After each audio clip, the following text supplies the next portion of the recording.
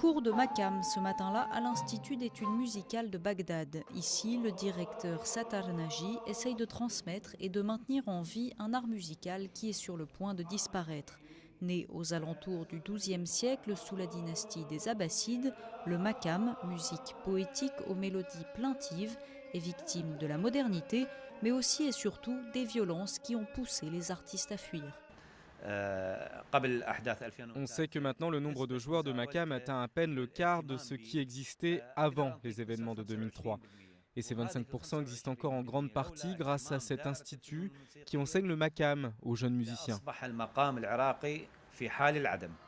En 2008, l'UNESCO décide d'inscrire le makam sur la liste du patrimoine immatériel de l'humanité, mais ceux qui le font vivre sont encore trop peu nombreux, comme Taha Garib et ses amis qui forment l'un des 5 derniers groupes à jouer le makam irakien entre l'amour de leur art et la peur de le voir disparaître à tout jamais.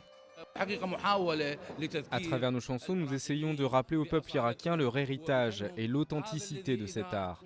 Et si nous laissons le makam se perdre aujourd'hui, il sera difficile de le retrouver dans le futur. Car c'est un art intangible qui s'est transmis de nos grands-parents à nos parents et puis à nous. Et les joueurs veulent croire en une renaissance du makam, mais seulement quand leur pays sera en paix, pour que s'applique à nouveau le fameux proverbe irakien « Une âme heureuse chante ».